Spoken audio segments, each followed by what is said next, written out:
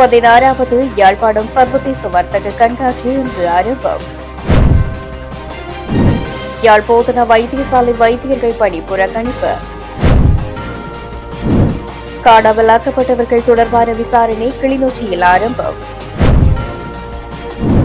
கல்வியில் கை வைத்து வீட்டுக்கு செல்ல போகும் அனுர் அரசாங்கம் சாணக்கியன். 2000க்கும் அதிகமான விரிவுரையாளர்கள் நாட்டை விட்டு வெளியேற்றம் ராஜீவன் கருத்து. மன்னாரிலிருந்து இளவன்குளம் ஊடாக புத்தளத்துக்கு பிரதான வீதியூடாக புத்தளம் செல்லும் பிரதான வீதியை திறக்க கோரி கையெழுத்து வேட்டை. பட்டத் திருவிழாவில் சுகாதார சீர்கேட்டுடன் உணவு கையாண்ட 24 உணவு கையாளும் நிலையங்களுக்கு எதிராக வழக்கு. மஹிந்த ராஜபக்ஷ பயன்படுத்திய ரகசிய அறை குருநாகலில் பரபரப்பான சம்பவம். பொய்யுரைப்பதை முதலில் தடை செய்ய வேண்டும் நாடாளுமன்றில் அர்ச்சுனா.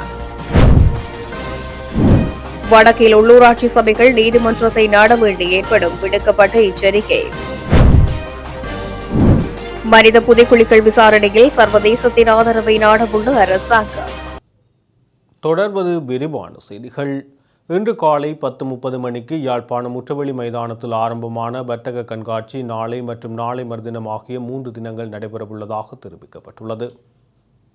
காலை 9:30 மணிக்கு யாழ்ப்பாணம் டில்கோ தனியார் விருந்தினர் விடுதியில் ஆரம்ப நிகழ்வுகள் நடைபெற்று விருந்தினர்கள் அழைத்து வரப்பட்டு வர்த்தக கண்காட்சி ஆரம்பித்து வைக்கப்பட்டது.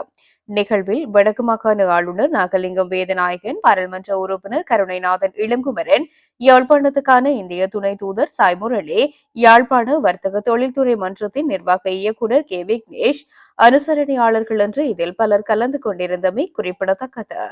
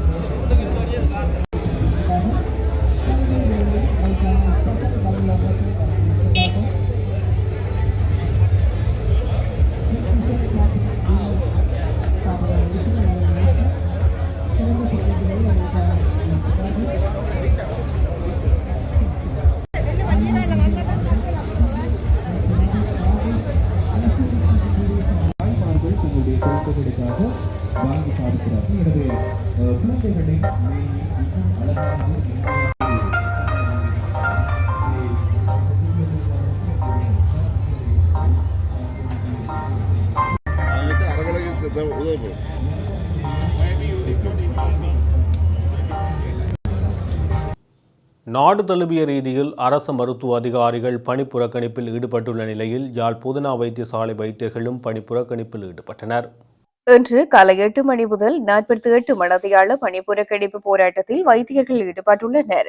சுகாதார அமைச்சு வழங்கிய இணக்கப்பாடுகளை நிறைவேற்ற தவறியவைக்கு எதிர்ப்பு தெரிவித்து இந்த பணி புறக்கணிப்பு இடம்பெற்று வருவதாக அரசு மருத்துவ அதிகாரிகள் சங்கம் தெரிவித்துள்ளது.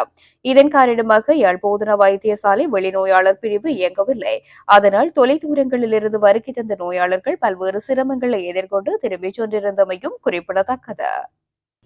காணாமல் போன ஆட்கள் பற்றிய அலுவலகத்தின் மூலம் சமர்ப்பிக்கப்பட்ட முறைப்பாடுகளை விசாரணை செய்யும் இந்த ஆண்டுக்கான விசாரணைகள் மேற்கொள்ளும் பணி கிளிநொச்சியில் இன்று ஆரம்பமானது.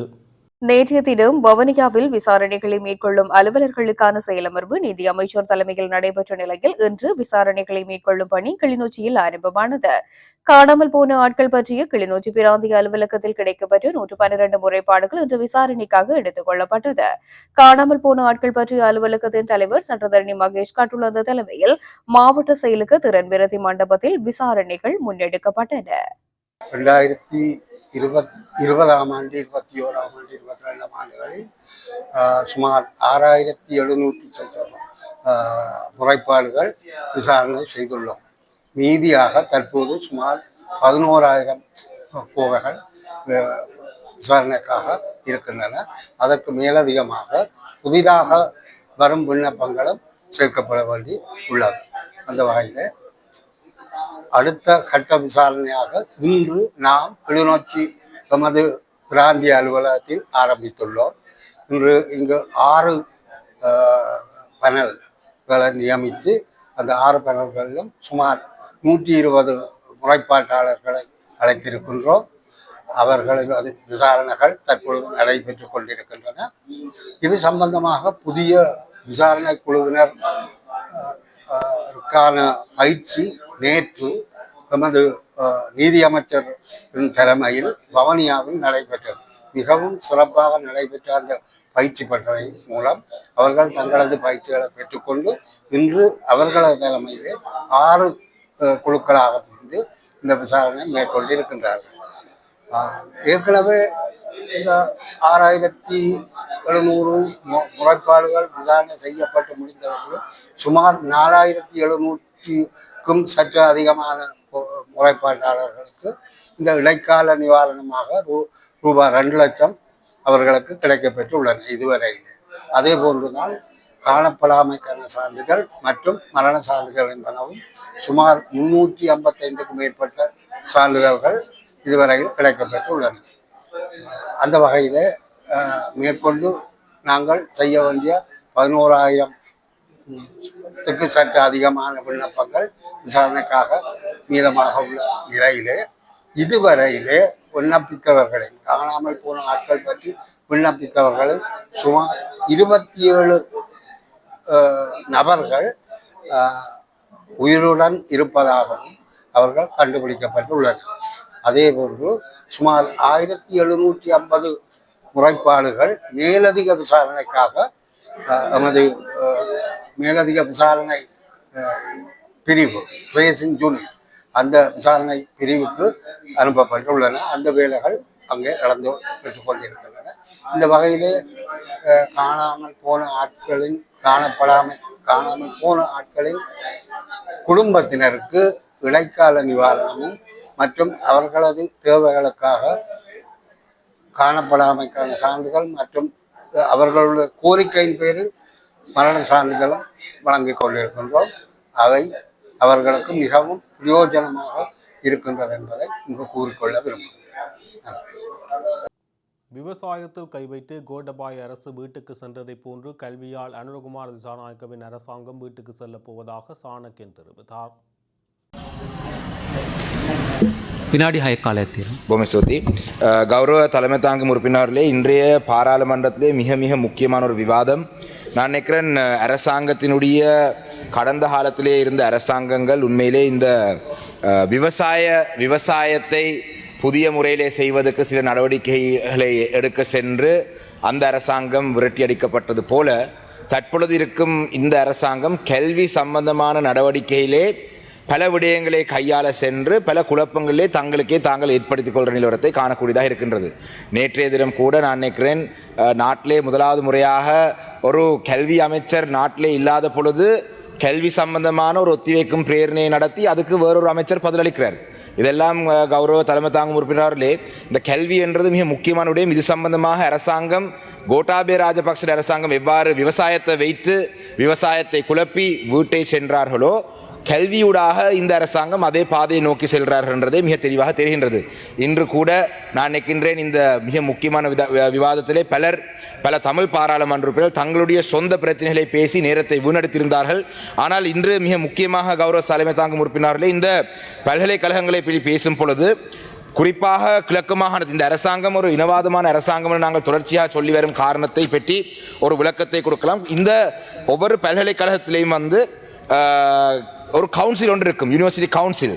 கிழக்கு மாகாணத்தை பொறுத்தளவிலே கௌரவ தலைமை தாங்கும் உறுப்பினர்களே, கடந்த காலத்திலே வந்து அந்த கிழக்கு மாகாணம் தமிழர்கள் பெரும்பான்மையாக வாழும் ஒரு மாகாணத்திலே இருக்கும் ஒரே பல்கலைக்கழகத்துடைய எண்ணிக்கை 8 தமிழர்கள், 5 இஸ்லாமிய சகோதரர்கள், 2 சிங்கள சகோதரர்கள். அப்படி பார்த்தால் 13 தமிழ் பேசும் சகோதரர்களை கடந்த ஆட்சியாளர்கள் வைத்திருந்தார்கள். இந்த தேசிய மக்கள் சக்தி அரசாங்கம் வந்த பிறகு தற்பொழுது 5 தமிழர்களையும் 3 இஸ்லாமிய சகோதரர்களையும் 7 சிங்கள சகோதரரை நியமித்திருக்கார். அப்போ இந்த விடயம் சம்பந்தம், இது ஒரு முக்கியமான விடயம்.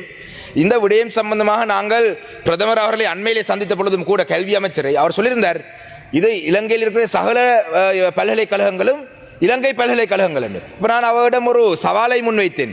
ரஜரட்ட யூனிவர்சிட்டியிலே நீங்கள் முடிந்தால் பெரும்பான்மையாக சிங்கள சகோதரரை நியமித்து காட்டுங்கள். கலனியா பல்கலைக்கழகத்திலே முடிந்தால் பெரும்பான்மையாக தமிழர்களை நியமித்து காட்டுங்கள். நீங்கள் முடிந்திருந்தால் ரூணு பல்கலைக்கழகத்திலே முடிந்தால் தமிழர்களை பெரும்பான்மையாக அந்த கவுன்சிலே போட்டு காட்டுங்கள். அதுக்கு பிறகு எல்லா நாடும் இலங்கையில் இருக்கிற யூனிவர்சிட்டி அதிலே யாரும் இருக்கலாம்ன்றதை நாங்களும் ஏற்றுக்கிறோம். அந்த வகையிலே இது சம்பந்தமாக ஒரு நீதிமன்றத்திலே ஒரு வழக்கொண்டு போட்டு, நான் இதை ஹென்சாடுக்கே நான் டேபிள் திஸ் டாக்குமெண்ட், இது சம்பந்தமாக ஒரு வழக்கொண்டு போட்டு தற்பொழுது வழக்கிலே தீர்ப்பு வந்திருக்கின்றது. எவ்வாறு என்று சொன்னால், இந்த பல்கலைக்கழகத்திலே கடந்த கவுன்சில், அதாவது கடந்த கவுன்சிலே காலப்பகுதி முடிவடைவதற்கு முன்பாகவே இந்த கவுன்சில் உறுப்பினர்களை நியமித்திருக்கிறார்கள். அது சம்பந்தமாக விமலராஜா என்ற நபருடைய நேசகுமரன் விமலராஜா என்ற நபர் வழக்கொண்டு தாக்கல் செய்து இந்த வழக்கிலே வந்து இப்பொழுது ஒரு தீர்ப்பு வழங்கியிருக்கிறார்கள். எவ்வாறு என்று சொன்னால், இவர்களை நியமித்தது பிழை. இவர்களை அதாவது அவங்களுடைய காலப்பகுதி இந்த ஜனவரி மாதம் 16ஆம் தேதி முடிந்திருந்தாலும் கூட அந்த தீர்ப்பிலே சொல்லப்பட்டிருக்கு, இவங்களுக்கு அந்த காலப்பகுதி வழங்கப்பட்டது பிழை. மன்னிக்கோடு அந்த அவங்களை நீக்கி புதியவர்களை நியமித்தது பிழை. அப்படி தவறு நடந்திருந்தால் கடந்த காலத்தில் அவங்க அது இல்லாமல் போன அந்த காலம், the Eastern Provincial Council, one of the members has gone to court and has filed a complaint. நேசகுமரன் විමලරාජා කෙනෙක් කියන නඩුවක් දාලා තියෙනවා Eastern University Council එකේ සමාජික පත් කරපු වැරදි කියලා. උසාවියෙන් දැන් තීන්දුවක් දීලා තියෙනවා. ඒ තීන්දුවේ තියෙනවා ඒ කවුන්සිල් මෙම්බර්ස්ලාගේ කාලදූරය අවසන් වීමට පෙර ඒගොල්ලන් අයින් කරපු එකත් වැරදි. එහෙම අසාධාරණයක් වෙලා තියෙනවා නම්, මොකද ඒගොල්ලන් කාලේ එහෙම අයින් කරලා තියෙනවා නම් ඒ කාල පරිච්ඡේදය ආපහු දෙන්න කියලා. 2000க்கும் அதிகமான விரிவுரையாளர்கள் நாட்டை விட்டு வெளியேறியுள்ளனர். பல்கலைக்கழகங்களில் உள்ள வெற்றிடங்கள் உரிய முறையில் நிரப்பப்படுவதற்கான நடவடிக்கைகள் தற்போது தமது அரசாங்கத்தால் முன்னெடுக்கப்படுவதாக பாராளுமன்ற உறுப்பினர் ரஜீவன் ஜெயச்சந்திரமூர்த்தி தெரிவித்துள்ளார். இந்த பல்கலைக்கழகங்களிலே பலர் ஒரே பதவியிலே நீண்ட காலமாக பதவி வகித்து வருகின்றார்கள். அவர்கள் எந்தவித இடமாற்றங்களோ அல்லது வேறு விதமான மாற்றங்களோ இல்லாமல் அந்த பதவிகளை அனுபவித்து சுவைத்து இருக்கின்றார்கள். அப்படி இருக்கின்ற பொழுது நாங்கள் அந்த பீடாதிபதிகளை, இந்த டீன்ஸை நாங்கள் மாற்றுவதற்கு, அவர்களை இடைநீக்குவதற்கான சட்டமூலங்களும் தெளிவில்லாமல் காணப்படுகின்றது. நாங்கள் அப்படி பார்க்கின்ற பொழுது குறைந்தது அந்த பேரவைக்குத்தனும் 3/2 பெரும்பான்மை ஆதரவோடு இந்த குற்றங்களை செய்கின்ற அல்லது தரமான தன்னுடைய பங்களிப்பை கல்விக்கு வழங்காத இந்த தலைவர்களை நீக்குவதற்கான ஒரு சட்ட மூலம் என்றாலும் நாங்கள் இயற்ற வேண்டிய தேவைகள் காணப்படுகின்றது.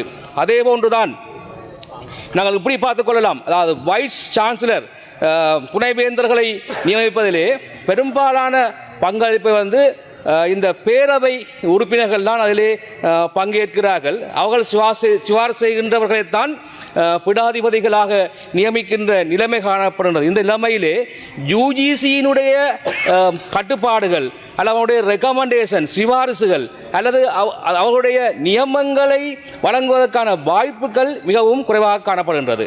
அவ்வாறு நியமிக்கப்படுகின்ற வைஸ் சான்சலர் துணைவேந்தர்கள் வந்து தாங்கள் விரும்புகின்ற நபர்களை, விரும்புகின்ற விரிவுரையாளர்களை அல்லது விரும்புகின்றவர்களை ஹெட்ஸ் ஆஃப் த டிபார்ட்மெண்ட்டாகவும் டீனாகவும் நியமிக்கின்ற அந்த ஆற்றல் அவர்களுக்கு இயல்பாக இருக்கின்றது. எனவே இந்த இடத்திலே அவர்களை நியமிப்பதிலே கட்டுப்பாடுகளை ஏற்படுத்த வேண்டும் என்று சொன்னால் நாங்கள் இந்த யுஜிசியினுடைய பணத்தை அதிகரிக்க வேண்டும். ஏன்னு சொன்னால் யூனிவர்சிட்டி கிராண்ட் கமிஷன் தான் இந்த உயர்கல்வியினுடைய பல்கலைக்கழகங்களுடைய கல்வியினுடைய தரத்தை உறுதி செய்வதிலே முக்கியமான பங்கு வகிக்கின்றது. எனவே யுஜிசியினுடைய பலமான கண்காணிப்போடு இந்த பேரவை அதுபோன்று செனட்டர்களுக்கு அதிகாரங்களை வழங்குவதற்காக நாங்கள் சட்டங்களிலே நாங்கள் மாற்றத்தை கொண்டுவர வேண்டிய தேவை எங்களுக்கு இருக்குது. அதே போன்றுதான் இந்த பல்கலைக்கழகங்களுடைய செயல்பாடுகளை நாங்கள் இலங்கையிலே பார்க்கின்ற பொழுது உலகத்திலே காணப்படுகின்ற பல்கலைக்கழகங்களோடு நாங்கள் போட்டி போடுகின்ற தன்மையை நாங்கள் கடந்த காலங்களிலே குறைவாக வைத்திருக்கின்றோம். எங்களுடைய பல்கலைக்கழகங்களுடைய வெளிவருகின்ற அந்த அவுட்புட்ஸ் என்றது சில வகையிலே நாங்கள் குறைந்ததாக காணப்படுகின்ற அவருடைய தரம், மொழிப்புலமை, அவருடைய திறமைகள் என்பவற்றை அதிகரிப்பதற்காக நாங்கள் பல்கலைக்கழகத்துடைய செயல்பாடுகளிலே அவருடைய பாடவிதானங்களிலே அல்ல பாடவிதானங்களை எடுத்து செல்லுகின்ற முறைகளிலே நாங்கள் மாற்றத்தை ஏற்படுத்த வேண்டிய தேவை இருக்குது. இன்றும் அதாவது உலக சந்தையிலே எந்த விதமான தாக்கத்தையும் செலுத்தாத ஒரு பாடத்திட்டங்களை வழங்குகின்ற பல்கலைக்கழகங்களும் எங்களுடைய காணப்படுகின்றது. எனவே இந்த எங்களுடைய பல்கலைக்கழகங்கள் செய்ய வேண்டும் என்று சொன்னால் இங்கே இருக்கின்ற விரிவுரையாளர்கள் அவருடைய துறை சார்ந்த தலைவர்கள் தங்களை நிர்வாக ரீதியாகவும் சரி கற்பித்தல் ரீதியாகவும் சரி நாங்கள் பலப்படுத்த வேண்டிய தேவை இருக்கின்றது. எனவேதான் மிக தரம் கொண்ட கல்வித்தாமைகளை நிறைவு செய்கின்ற நிர்வாகங்களை சிறப்பாக செய்கின்றவர்களை நாங்கள் நியமிப்பதிலே தான் இந்த பல்கலைக்கழகத்தினுடைய வெற்றிகள் தங்கி இருக்கின்றது. எனவே நாங்கள் பல்கலைக்கழகத்துக்கு போகின்ற இலங்கையிலே ஒரு மாணவன் படித்து பல்கலைக்கழகத்துக்கு செல்கிறார் என்று சொன்னால் அது ஒரு மிகப்பெரிய அவருடைய வயதிலே அவருடைய காலத்திலே மிகப்பெரிய சாதனையாக கருதப்படுகின்றது. எனவே அந்த மாணவன் அந்த பல்கலைக்கழகத்திலே போய் தான் கற்கின்ற விடயங்களை இந்த சமூகத்துக்கு வழங்க வேண்டும் என்று சொன்னால் அந்த மாணவன் மிக சிறந்த முறையிலே அந்த மாணவனோ மாணவியோ மிக சிறந்த முறையிலே தங்களுடைய ஆற்றலை வளர்த்து இந்த சமூகத்துக்கு பாரிய பங்களிப்புகளை வழங்குகின்ற நபர்களாக நாங்கள் மாற வேண்டும். இப்படி பார்க்கின்ற பொழுது கிட்டத்தட்ட கடந்த 2022 ஆண்டு முதல் இது குறுகிய காலத்துக்குள்ள நாட்டை விட்டு 566 விரிவுரையாளர்கள் இந்த நாட்டை விட்டு தப்பி போயிருக்கின்றார்கள். அதே போன்று பலரும் பல்வேறு விதங்களில் இந்த பல்கலைக்கழகத்திலிருந்து விலகி இருக்கின்றார்கள். எனவே இவற்றையெல்லாம் நாங்கள் நிவர்த்தி செய்து பல்கலைக்கழகத்தினுடைய சட்டங்களை மாற்றியமைத்து பல்கலைக்கழகங்களுக்கு தேவையான ஆளணியை நியமிப்பதற்கூடாகத்தான் இலங்கையுடைய உயர்கல்வியினுடைய தரத்தை நாங்கள் மேம்படுத்த வேண்டும். சிறந்த பிள்ளைகளை உருவாக்குகின்ற பல்கலைக்கழகங்களாக மாற்ற வேண்டும். தற்போது பல்கலைக்கழகங்களுக்கு நிரப்பப்பட வேண்டிய ஆளணி கோரப்பட்ட ஆளணியிலே 5680 அதிலே கல்விசார் ஊழியர்களே 2159 பேரும் கல்விசாரா ஊழியர்களே 3521 பேருக்குமான அனுமதிகள் கோரப்பட்ட நிலையிலே கேபினெட் வந்து Honorable Jayachandramurthy, your time is up. I need 1 minute more. 3713 பேர்களுக்கு நியமிக்கிறதுக்கான அனுமதி வழங்கப்பட்டிருக்கிறது. தற்போது 2026 முதலாம் மாதம் 19ஆம் தேதி வரை 640 பேர் கல்விசார் மற்றும் கல்விசாரா ஊழியர்களால் நியமிக்கப்பட்டிருக்கின்றார்கள்.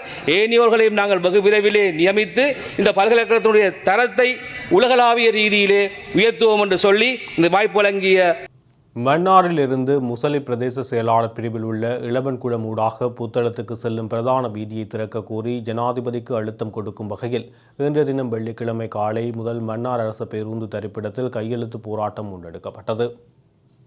மன்னாரில் இருந்து இளவன்குளம் ஊடாக புத்தளத்திற்கான பிரதான வீதியை திறப்பதற்கான ஏற்பாட்டுக் குழுவின் ஏற்பாட்டில் குறித்த கையெழுத்து வேட்டை இடம்பெற்றது. மன்னாரில் இருந்து இளவன்குளம் ஊடாக புத்தளத்திற்கு செல்கின்ற பிரதான வீதியை திறந்து மக்களின் பாவனைக்காக விடுவிக்க ஜனாதிபதி அனுரகுமார திசாநாயக்க நடவடிக்கைகளை எடுக்க வேண்டும் என்ற கோரிக்கையை முன்வைத்து குறித்த கையெழுத்து போராட்டம் முன்னெடுக்கப்பட்டது. இதன்போது மத தலைவர்கள் கலந்து கொண்டு கையெழுத்திட்டதோடு குறித்த வீதியை திறக்கும் நிலையில் மன்னார் மாவட்ட மக்கள் மாத்திரமன்றி வடக்கு மக்களும் பலனடைவார்கள் என்று தெரிவித்தனர். மேலும் மன்னார் மாவட்டத்தில் இருந்து மீனவர்கள் மாத்திரமின்றி அனைவரும் தென்பகுதிக்கான போக்குவரத்தை இலக்குவாக மேற்கொண்டு தமது வாழ்வாதார பிரச்சினைகளுக்கு இலக்குவான தீர்வை பெற்றுக் கொள்வார்கள் என்று தெரிவித்தனர். மன்னார் மாவட்ட மக்களிடம் பெற்றுக் கொள்ளப்படும் குறித்த கையெழுத்துக்கள் மகஜராக ஜனாதிபதி அனுரகுமார திசாநாயக்கவுக்கு அனுப்பி வைக்கப்படும் என ஏற்பாட்டுக் குழு தெரிவித்துள்ளது. குறித்த நிகழ்வில் மத தலைவர்கள், மீனவ அமைப்புகள், பொது அமைப்புகள், பொதுமக்கள் என்று பலர் கலந்து கொண்டு கையெழுத்துக்களை இட்டு ஆதரவு வழங்கியுள்ளமை குறிப்பிடத்தக்கது. மாகாண சபை தேர்தலை மிக விரைவில் நடாத்தி தீருவோம் என தேசிய மக்கள் சக்தியினுடைய பாராளுமன்ற உறுப்பினர் இளங்குமரன் தெரிவித்தார். யாழில் இன்றைய தினம் வெள்ளிக்கிழமை ஊடகங்களுக்கு கருத்து தெரிவிக்கும் போது இவ்வாறு தெரிவித்தார். மாகாண சபை தேர்தல் சட்டமூலம் இன்னும் இயற்றப்படவில்லை. அதனை மிக விரைவில் இயற்றி தேர்தலை நடத்துவதற்கே இருக்கின்றோம். எந்தவொரு தேர்தலையும் உமது தேசிய மக்கள் சக்தி அரசாங்கம் பிற்போட மாட்டாது. எம்மால் சட்டமூலங்களை மிக எளிதாக நிறைவேற்ற முடியும். நாடாளுமன்றில் நாங்கள் பெரும்பான்மையாக இருக்கின்றோம். அதற்காக சர்வாதிகாரமாக நடந்து கொள்ள மாட்டோம். ஜனநாயக முறைப்படியே நடந்து கொள்வோம். மக்களின் கருத்துக்களை கேட்டே மாகாண சபை சட்டம் இயற்றப்படும். ஜேஆர் செய்தது போல நாடாளுமன்றில் பெரும்பான்மை இருக்கின்றது என்பதற்காக தான் தோன்றித்தனமாக சட்டங்களை இயற்ற மாட்டோம். மக்களின் கருத்துக்களை கேட்டு மக்களால் ஏற்றுக்கொள்ளப்பட்ட சட்ட மூலங்களையே நாடாளுமன்றில் நிறைவேற்றுவோம் என்று தெரிவித்தார். யாழ்ப்பாணத்தில் நடைபெற்ற பட்ட திருவிழாவின் போது சுகாதார விதிமுறைகளை பேணத் தவறிய 24 உணவு கையாளும் நிலையங்களுக்கு எதிராக பொது சுகாதார பரிசோதகர்களால் வழக்கு தாக்கல் செய்யப்பட்டுள்ளது. கடந்த தைப்பொங்கல் தினத்தன்று வல்வெட்டித்துறை உதயசூரியன் கடற்கரையில் இடம்பெற்ற பட்ட திருவிழாவின் போது மருத்துவ சான்றிதழ் இல்லாமல் உணவினை கையாண்டமை, திண்மை கழிவுகளை திறந்த வெளியில் அப்புறப்படுத்த காரணமாக அமைந்தவை, அனுமதிக்கப்பட்ட உணவு தர கொள்கலன்களை உணவு பொதியிடலுக்கு பயன்படுத்தாது பிளாஸ்டிக் ரக கொள்கலன்களை பயன்படுத்தியமை, முகச்சவரம் மற்றும் தனிநபர் சுகாதாரம் பேணாமல் உணவினை கையாண்டமை உட்பட பல்வேறு குற்றச்சாட்டுகளின் அடிப்படையில் ஐஸ்கிரீம் வாகனங்கள், பஞ்சு மிட்டாய் உற்பத்தி, காரம் சுண்டல் வண்டிகள், பானிபூரி விற்பனை நிலையங்கள் உட்பட 24 உணவு கையாளும் நிலையங்களுக்கு எதிராக வல்வெட்டித்துறை நகராட்சி மன்றத்தின் பொது சுகாதார பரிசோதகர் தினேஷ் பருத்தித்துறை நீதவான் நீதிமன்றில் இன்றைய தினம் வெள்ளிக்கிழமை வழக்கு தாக்கல் செய்துள்ளார். குறித்த வழக்கு இன்றைய தினம் விசாரணைக்கு எடுத்துக் கொள்ளப்பட்ட போது 24 உரிமையாளர்களில் 19 பேர் மன்றில் முன்னிலையாகி தம் மீதான குற்றச்சாட்டுகளை ஏற்றுக்கொண்டனர். அதனை அடுத்து 19 உரிமையாளர்களையும் கடுமையாக எச்சரித்த மன்று அவர்களுக்கு 4,40,000 ரூபாய் தண்டம் விதித்தது. அதேவேளை மன்றில் இன்றைய தினம் முன்னிலையாகாத இனி 5 உரிமையாளர்களையும் எதிர்வரும் ஏப்ரல் மாதம் 30ஆம் தேதி மன்றில் முன்னிலையாகுமாறு அவர்களுக்கு அழைப்பாணை அனுப்பப்பட்டுள்ளது. குருநாகல் நகரில் அமைந்துள்ள பிரபலமான விகாரையில் முன்னாள் ஜனாதிபதி மஹிந்த ராஜபக்ச பயன்படுத்திய அதிசொகுசு அறையொன்று கண்டுபிடிக்கப்பட்டுள்ளது. இது தொடர்பான காணொளிகள் இணையதளங்களிலும் வெளியிடப்பட்டுள்ளன. குறித்த அறை தொடர்பில் பௌத்த தேரர் ஒருவர் பரபரப்பான தகவல்களை வெளியிட்டுள்ளார். அவர் மேலும் தெரிவித்திருப்பதாவது, குறித்த அறையில் மஹிந்த ராஜபக்ஷ இரவு தங்கியதில்லை எனவும், ஆனால் அவசரமாக வந்து பல மணி நேரம் இருப்பார் என்றும், அவர் வருவதற்கு முன்னர் விகாராதிபதிக்கு அறிவித்த பின்னர் நாங்கள் தான் சுத்தம் செய்து எல்லா வேலைகளையும் செய்வோம். இங்கு அவர் வந்த பின்னர் விருந்து இடம்பெறுவதால் எங்களுக்கு இந்த பக்கம் வர முடியாது. நாங்கள் எமது அறையில் இருந்து வெளியில் வரமாட்டோம். அறையில் அதிசொகுசான கட்டில் மெத்தை போடப்பட்டுள்ளது. குளிரூட்டியும் பொருத்தப்பட்டுள்ளது. அறையின் உட்கட்டமைப்புகள் அதிசொகுசான விலை உயர்ந்த பொருட்களில் அமைக்கப்பட்டிருந்தது. அந்த அறையில் இருந்து யாரும் அறியாத வண்ணம் வெளியில் செல்லக்கூடிய சிறிய கதவு ஒன்றும் அமைக்கப்பட்டுள்ளது. அறைக்கு வருவதற்கான நுழைவாயிலில் அமைக்கப்பட்டிருக்கும் இரும்பு கேட்டை பூட்டினால் உள்ளே வாகனம் இருப்பது மற்றும் ஆட்கள் இருப்பது வெளியில் தெரியாது. மஹிந்த இங்கு வந்துதான் தனது ரகசிய விடயங்களில் ஈடுபடுவதாகவும் பிக்கு தெரிவித்துள்ளார். மேலும் ஹசினி என்ற ஒரு பெண்ணும் வந்து தங்குவதாகவும், அங்கு குடியிருந்து கிராமத்து மக்களுக்கு இவ்வாறான ஒரு அறை இருப்பது தெரியாது என்றும் குறிப்பிடுகின்றனர். அதோடு 20 வருடங்களாக குறித்த விகாரைக்கு வந்து செல்வது யாருக்கும் தெரியாது என்றும், ஆனால் அங்கிருக்கும் சிரேஷ்ட பிக்கு ஒருவர் இதை மறைப்பதற்காக பல கருத்துக்களை தெரிவித்து ஊடகவியலாளர் திசை திருப்பும் செயல்பாடுகளில் ஈடுபட்டதையும் அவதானிக்க முடிந்ததாகவும் தெரிவித்தார். இந்த விகாரையில் அமைக்கப்பட்டிருக்கும் அனைத்து கட்டடங்களையும் மஹிந்த ராஜபக்சவே திறந்து வைத்ததாகவும் குறித்து பிக்கு தெரிவித்தார். முன்னாள் ஜனாதிபதி மஹிந்த ராஜபக்சவின் காலத்தில் பல முக்கிய பதவிகளை வகித்த அனுச பெல்பிட்ட இன்று கைது செய்யப்பட்டுள்ளார். மஹிந்த ராஜபக்ஷ ஆட்சி காலத்தில் தொலைத்தொடர்பு ஒழுங்குபடுத்தல் ஆணைக்குழுவின் முன்னாள் அத்தியட்சகரும் லேக் ஹவுஸ் நிறுவனத்தின் முன்னாள் தலைவருமான அனுஷ பெல்பிட்ட லஞ்ச ஒழிப்பு ஆணைக்குழுவால் கைது செய்யப்பட்டுள்ளார். இவர் ஊடகத்துறை அமைச்சின் செயலாளராகவும் இருந்துள்ளார். 46 மில்லியன் ரூபாய் பணத்தை எவ்வாறு சம்பாதித்தார் என்பதற்கான தகவல்களை வெளியிட தவறியதற்காக அவர் கைது செய்யப்பட்டுள்ளார். அதன்படி அவர் லஞ்ச ஒழிப்பு சட்டப்பிரிவின் 23(a)(1) கீழ் மோசடியாக சொத்துக்களை சம்பாதித்த குற்றச்சாட்டில் கைது செய்யப்பட்டுள்ளார். பாராளுமன்றத்தில் பொய் உரைப்பதை முதலில் தடை செய்ய வேண்டும் என பாராளுமன்ற உறுப்பினர் அர்ச்சுனா ராமநாதன் தெரிவித்தார். இன்றைய தினம் நாடாளுமன்றில் உரையாற்றும் போது இவ்வாறு குறிப்பிட்டுள்ளார். 27(2) பிரிவின் கீழ் நேற்றைய தினம் கேள்வி கேட்டபோது சுகாதார அமைச்சர் நலிந்த ஜாயதிச அக்கரைப்பற்று வைத்தியசாலையில் இருக்கும் வைத்தியரை இடமாற்றம் செய்ய மாட்டேன் என்று குறிப்பிட்டிருந்தார். ஆனால் அன்றைய தினமே குறித்த வைத்தியசாலையின் வைத்தியரை இடமாற்றம் செய்திருக்கின்றார். ஆகவே இது தொடர்பில் நான் நீதியை கோருகின்றேன் என்றும் நாடாளுமன்ற உறுப்பினர் அர்ச்சுனா குறிப்பிட்டுள்ளார். முன்னதாக அக்கரைப்பற்று ஆதார வைத்தியசாலையில் அண்மை காலமாக இடம்பெற்று வரும் பிரச்சினைகள் தொடர்பில் பக்கச்சார்பற்ற விசாரணைகளை முன்னெடுக்குமாறு சுகாதார மற்றும் வெகுஜன ஊடக அமைச்சர் வைத்தியர் நளித ஜாயதிச விசாரணை அதிகாரிகளுக்கு உத்தரவிட்டிருந்தார். அக்கறை பெற்ற ஆதார வைத்தியசாலையின் அத்தியட்சகருக்கு எதிராக பொதுமக்களின் ஆர்ப்பாட்டம் நடைபெற்றதுடன் வைத்தியர்களின் வேலை நிறுத்தமும் இடம்பெற்று வந்தமை குறிப்பிடத்தக்கது. காலநிலை சவால்களை எதிர்கொண்டு நிலைபெறான விவசாயத்தை நோக்கி என்னும் துணைப்பொருளில் வடக்கு மாகாண விவசாய கண்காட்சி முல்லைத்தீவில் இடம்பெறவுள்ளது. எதிர்வருகின்ற 26ஆம் தேதி முல்லைத்தீவு மாவட்டத்தின் ஒட்டுசுட்டான் விவசாய பண்ணையில் இந்த கண்காட்சி நடைபெறவுள்ளது. வடமாகாண விவசாய அமைச்சின் வழிகாட்டலின் கீழ் வடமாகாண விவசாய திணைக்களத்தின் கீழ் வரும் நிறுவனங்களுடன் இணைந்து இக்கண்காட்சி ஒழுங்கமைந்துள்ளது. பொதுமக்கள், விவசாயிகள், கமக்கார அமைப்புகளின் உறுப்பினர்கள், மகளிர் கமக்கார அமைப்புகளின் உறுப்பினர்கள், இளம் விவசாயிகள் சகலகங்களின் உறுப்பினர்கள், கிராம அபிவிருத்தி கழகங்களின் உறுப்பினர்கள் என்று அனைவரும் இந்த கண்காட்சியில் பங்கு பெற்று பயன்பெற அழைப்பு விடுக்கப்பட்டுள்ளது. புதைக்குழிகளை அகழ்வாராய்ச்சி செய்வதில் நாங்கள் சிறப்பு ஆர்வத்துடன் செயல்பட்டு வருகின்றோம் என்றும் ஐக்கிய நாடுகள் சபை உள்ளிட்ட சர்வதேச அமைப்புகளின் உதவியுடன் DNA மற்றும் பிற தொழில்நுட்ப ஆய்வுகளை பெறவும் நடவடிக்கை எடுக்கப்பட்டு வருவதாக நீதியமைச்சர் தெரிவித்துள்ளார். காணாமல் போனோர் அலுவலகத்தின் ஆரம்ப விசாரணை வாரியங்களின் தலைவர்கள் மற்றும் விசாரணை வாரியங்களின் முதல் குழு உறுப்பினர்களுக்கு அவர்கள் எதிர்கொண்ட பிரச்சினைகள் குறித்து நீதி மற்றும் தேசிய ஒருங்கிணைப்பு அமைச்சர் சட்டத்தரணி ஹர்ஷன நாணயக்காரவின் பங்கேற்புடன் ஒரு கலந்துரையாடல் இடம்பெற்றுள்ளது. இதில் காணாமல் போனோர் அலுவலகத்தின் கட்டமைப்புக்குள் விசாரணைகளின் நோக்கங்களை புரிந்து கொள்வது, விசாரணை வாரியங்களின் பங்கு, காணாமல் போனோர் அலுவலகத்தின் நிறுவன ஆதரவு, விசாரணை செயல்முறையின் படிகள் குறித்து இதில் ஆராயப்பட்டுள்ளன. குறிப்பாக புலனாய்வு நடவடிக்கைகள் மற்றும் அடிப்படை விசாரணை வினாத்தாள் போன்ற பிரச்சினைகள் குறித்து புலனாய்வு தலைவர்கள் மற்றும் புலனாய்வு உறுப்பினர்களுக்கு இந்த பயிற்சி பட்டறை முக்கிய தகவல்களை வழங்கியுள்ளதாக தென்னிலங்கை ஊடகம் ஒன்று விளக்கியுள்ளது. பயிற்சி திட்டத்துக்கு பிறகு ஊடகங்களுக்குள் பேசிய அமைச்சர், காணாமல் போனோர் அலுவலகம் பெரும் முறைப்பாடுகளை முறையாக விசாரிக்கவில்லை என்று குற்றம் சாட்டப்பட்டுள்ளது. இந்த குற்றச்சாட்டுகளுக்கு முக்கிய காரணம் அந்த நேரத்தில் இருந்து அரசியல் சூழ்நிலையே தவிர இந்த அலுவலகத்தில் உள்ள பிரச்சினை அல்ல. காணாமல் போனோர் அலுவலகத்தில் போதுமான ஊழியர்கள் இல்லாததால் 65 அதிகாரிகளை நியமிக்க நடவடிக்கை எடுக்கப்பட்டது. இந்த அலுவலகத்தின் விசாரணை குழு உறுப்பினர்களுக்கு பயிற்சி அளிக்க ரூபாய் 375 மில்லியன் ஒதுக்கப்பட்டுள்ளது. காணாமல் போனோர் தொடர்பான 16,000 முறைப்பாடுகள் இதுவரை இந்த அலுவலகத்துக்கு வந்துள்ளன. இந்த முறைப்பாடுகளில் 5,000 விசாரணைகள் இந்த ஆண்டு முடிவடையும் என்றும் அடுத்த 2 ஆண்டுகளுக்குள் அனைத்து முறைப்பாடுகளின் விசாரணைகளும் நிறைவடையும் என்று எதிர்பார்க்கப்படுகின்றது. முறைப்பாடுகளை விசாரிப்பதன் முதன்மையான நோக்கம் காணாமல் போனவர்களுக்கு இழப்பீடு வழங்குவது மட்டுமல்ல, அவர்களின் உயிருக்கு ஓரளவு நீதி தேவை. போர் முடிந்து பல ஆண்டுகள் கடந்துவிட்ட பிறகும் காணாமல் போனவர்களின் பிரச்சினைகள் தீர்க்கப்படவில்லை. அவர்கள் தொடர்பான விசாரணைகள் நடத்தப்பட்ட பின்னர் தேவைப்பட்டால் மேலும் விசாரணைகள் மேற்கொள்ளப்படும். கடந்த கால வலிகளை கடந்து இந்த மக்களிடையே நம்பிக்கையை வளர்ப்பதே அரசாங்கத்தின் முக்கிய நோக்கம் என்றார். இதில் அவரிடம் எழுப்பப்பட்ட வினாவாக, மனித புதைகுழிகள் அகழ்வாராய்ச்சி தொடர்பாக இதுவரை என்ன நடவடிக்கைகள் எடுக்கப்பட்டுள்ளன? அகழ்வாராய்ச்சிகள் தொடர்பாக DNA சோதனைகள் குறித்தும் விவாதம் நடைபெறுகின்றது. இது குறித்து உங்கள் கருத்து என்ன என்று ஒரு கேள்வி வினவப்பட்ட போது அவருக்கு பதிலளித்த அவர், இந்த புதைகுழிகளை அகழ்வாராய்ச்சி செய்வதில் நாங்கள் சிறப்பு ஆர்வத்துடன் செயல்பட்டு வருகின்றோம். தேவையான நிதியை வழங்கவும் அகழ்வாராய்ச்சிகளை வெளிப்படையாக நடத்தவும் நடவடிக்கை எடுத்துள்ளோம். வெளிநாடுகளில் இருந்து அறிவியல் உதவிகளை பெறுவதன் மூலம் தேவையான விசாரணைகளை நடத்த நடவடிக்கை எடுத்து வருகின்றோம். அவர்கள் தங்கள் அன்புக்குரிய அவர்களுக்கு என்ன நடந்தது என்பதையும் அறிந்து கொள்ள வேண்டும்.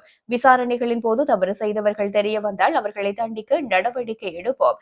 ஐக்கிய நாடுகள் சபை உள்ளிட்ட சர்வதேச அமைப்புகளின் உதவியுடன் DNA மற்றும் பிற தொழில்நுட்ப ஆய்வகங்களை பெறவும் நடவடிக்கை எடுத்து வருகின்றோம் என்று அவர் இதன் பொழுது விளக்கியிருக்கின்றார்.